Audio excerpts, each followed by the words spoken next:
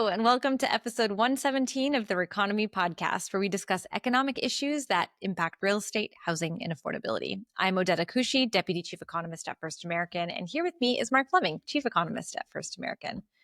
Hey, Mark, have you by any chance kept up with recent housing market headlines? Hey, Odeta, there are a lot, so it depends on which ones you are referring to. Well, specifically, I'm referring to recent predictions about house price declines. Okay. And as you know, house price declines make people really nervous, especially people who lived through the global financial crisis, or GFC, as we'll henceforth refer to it. Those ones are still pretty fresh. As someone who did actually live through the GFC, I can actually confirm that that is true. Our own data is showing that house price growth has slowed and could continue to slow later this year. According to our April First American Data and Analytics Repeat Sales House Price Index, that's a mouthful. That's a mouthful. Exactly. House prices nationally reached another record high in April, but the annual growth rate has slowed to its lowest level since 2012, right at the end of the global financial crisis. All right, well, don't leave us hanging. Where does that leave us in terms of house price growth? Just 2% year over year, so pretty close to zero. Wow. So that single digit growth must mean some markets are actually experiencing price declines on an annual basis. Right you are. And I think that's where some of this concern stems from. In our Real House Price Index, or RHPI, we seasonally adjust the First American Data and Analytics House Price Index and then adjust it for mortgage rates and household income levels to come up with our RHPI affordability measure. And when we recently analyzed this data, we found that affordability is actually improving in some markets, and price declines are actually a big reason for that improvement. An interesting good news, bad news story there, if you think about it. Depends on whether you're an owner or a buyer. Exactly. It's all about perspective. Well, house prices, as we know, sit at the intersection of supply and demand. My little supply and demand That's chart right. here. When demand exceeds supply, prices rise. When supply overshoots demand, prices may fall as sellers compete for buyers. As of March, house prices declined in 13 of the top 50 metro markets compared with a year ago. So 6 of those 13 markets are in Texas or Florida, two regions that saw rapid pandemic-era expansion. Prices have actually declined the most in Tampa, Florida, in March, falling by nearly 5% year over year, with the decline driven by a combination of persistently high mortgage rates, cooling demand, and rising inventory. Again, the supply and demand dynamic. Yes, for those that aren't seeing us do this, we just keep making a supply-demand chart with our fingers. But that really means that the majority of markets are still experiencing price growth, right? I mean, 13 markets year-over-year declines, but the remainder are still in neutral or positive territory. And at the other end of the spectrum, Cincinnati led the country with over 9% annual price growth. And that's a result of tight inventory in a relatively affordable market, which continues to support strong price gains in Cincinnati. Now, these examples highlight a diverging housing landscape where market fundamentals are pulling prices in different directions across the region. But that begs the question, is this level of dispersion normal? I'm so glad you asked, because I think we went into this analysis with one perspective that had to be revised. So I'm so glad you asked. To assess how geographically fragmented the housing market has become, we calculated the monthly gap between the highest and lowest annual house price growth rates among the top 50 markets from 1992 through March of this year. We focused only on months where at least one market was experiencing price declines while others were seeing gains, periods of true directional divergence. We found, drum roll, surprisingly, and having to update our priors, that the current level of dispersion is not historically that extreme. In fact, house price growth divergence peaked during the housing boom of 2004, when Las Vegas was surging by 46.5% year over year. Whoa. While Pittsburgh was actually declining by 4.6%, a spread of over 51 percentage points. We were not expecting this result. No, we were not. And can I just give a shout out to the fact that I watched you become a Bayesian right in front of my eyes with I the know it. Updating updating our of the priors. priors? That's right. Yes, we did have to update our priors. We went into this analysis thinking that this was going to be a historically anomalous period, that we were going to have divergence that we, haven't seen in the past. But over the full historical period, the average divergence between the strongest and weakest markets was just over 21 percentage points, whereas in March 2025, that difference is about 14 percentage points. So below average and far from unprecedented. Hence, we had to update our priors. So we're seeing price declines in some markets, price increases in other markets, and that variation isn't historically abnormal. But all of that analysis doesn't quite get to why people are so worried about the housing market. So very true. I think what people are really worried about is this distress in the housing market. And part of that is driven by house price declines. Remember, in the global financial crisis, we all remember the price decline distress cycle that many markets experienced. And so when people are seeing prices falling, they're immediately jumping to, is this going to be another GFC foreclosure crisis? Now, here I think it's important to remember that housing foreclosure is the result of a dual trigger. First, the homeowner has to suffer an adverse economic shock, such as loss of income, serious illness, or death of a spouse, leading them to become delinquent on their mortgage. However, not every delinquency turns into a foreclosure. With enough equity, a homeowner has the option of selling the home. The reverse is also true. If the homeowner has little or no equity in their home, but suffers no financial setback that leads to that delinquency event, there's no need for foreclosure. Both distress and lack of equity, that which we saw in the global financial crisis, or these dual triggers, are necessary for foreclosure. Okay, but we just said that house prices are declining in some markets. So is that setting off one of those triggers? Well, yes and no. I mean, consider that if you purchased a home pre-pandemic or over the pandemic period, you're probably sitting on a lot of housing equity. We mentioned earlier that prices declined the most in Tampa, Florida by over 5%.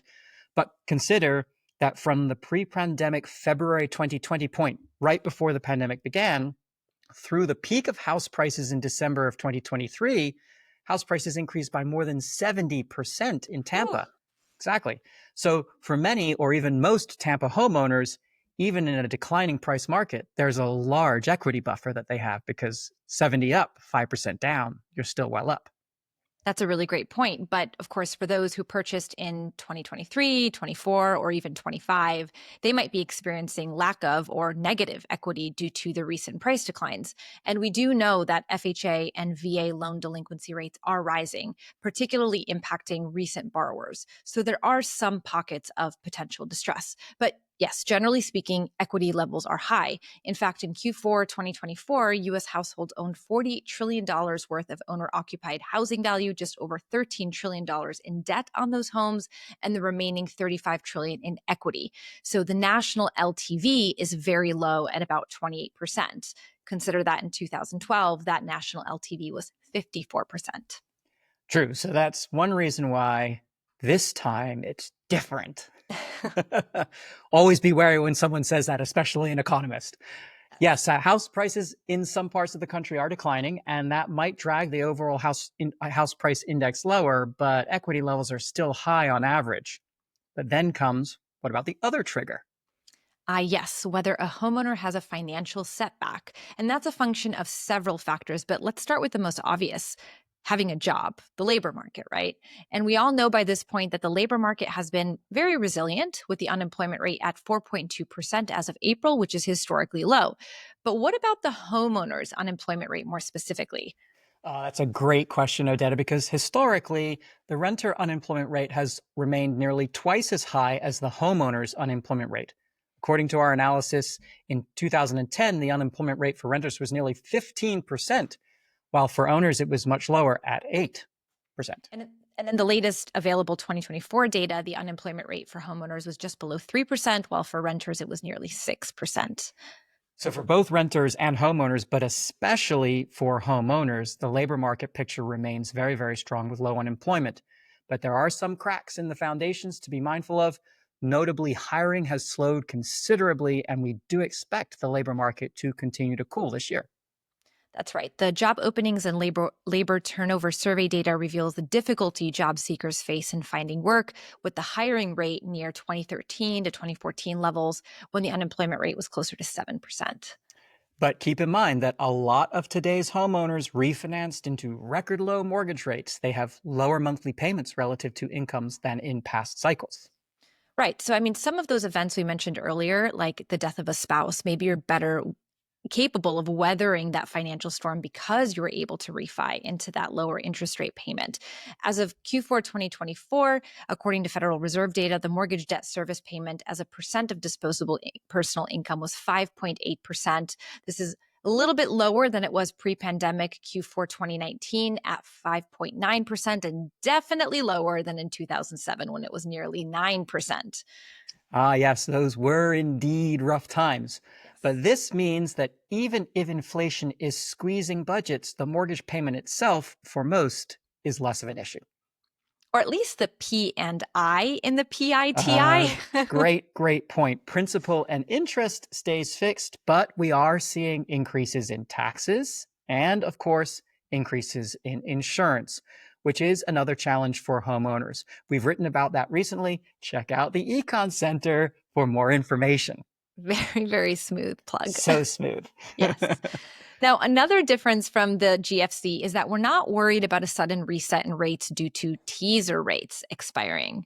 Ah, true. No teaser rate shock for those who remember the concept of interest rate shock to contend with this time around. In the global financial crisis, it was a significant contributor to that distress trigger we've just been talking about. And speaking of the GFC, another difference today is that credit quality is different. Today's borrowers are just better risks. According to the New York Fed, the average credit score at mortgage origination in the first quarter of this year was just over 770. Consider that in 2006, in the lead up to the GFC, the median credit score was 707. And we're not seeing the high share of subprime mortgages that we saw back then. I mean, in fact, you could say we've sort of overcorrected a bit as access to credit is harder now, especially for those first-time home buyers. But from a system stability standpoint, of course, that means much less likelihood for large amounts of defaults. Right. And no more exotic products such as interest-only loans, balloon payments, negative amortization, etc. The most common product today is the 30-year fixed-rate mortgage, stable and predictable. That's true. But on that note, because some have talked about concern over the rise of adjustable rate mortgages, the adjustable rate share of loan applications is around 7% as of May, down from nearly 37% back in 2005. So adjustable rate mortgages were much more common then. But remember, at the height of the housing boom, ARMs were all the rage and included additional elements that added risks, such as those features you just mentioned: negative amortization, payment option, interest-only option, teaser rates that would cause rate shock. Today's ARMs are not like those of the past. It's essentially the same as a 30-year fixed rate mortgage with one minor difference. Rates adjust after an initial fixed period of usually 5 or 7 years, which for many is around the length of time that they would be staying in the home anyway. Right. And typically you get a little bit of a lower introductory rate on that ARM as well. And of course, the regulations that ARMs must adhere to today include parameters that help protect a consumer's ability to repay the loan. In other words, avoid that payment shock. That's right. So we've got more conservative loans, better credit profiles, a still strong labor market, more homeowner equity, not necessarily a recipe for a foreclosure wave. But that's not to say we don't expect housing distress to pick up. The labor market will likely continue to slow, and we do expect some pockets of the country to continue to experience price declines. Yes, I'm reminded of this fact that the housing market may be under pressure. Queen, David Bowie, 1981. I mean, I'm not going to sing it. I know, listeners, you're waiting for me to sing it, but I'm not going to sing it. Wow, a REconomy episode that doesn't turn into karaoke. Who could have guessed? Oh, boy.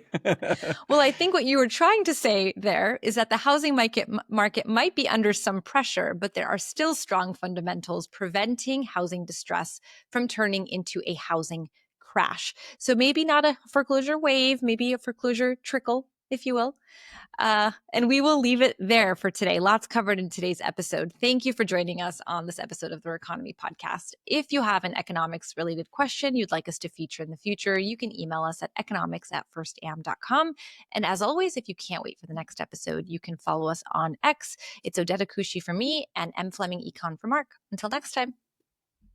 No way I could sing it as well as Freddie Mercury. I'm not even going to attempt to do that. Oh, I think you do just as well, if not better. Right. There's one thing I know that I'm not good at, and that is singing.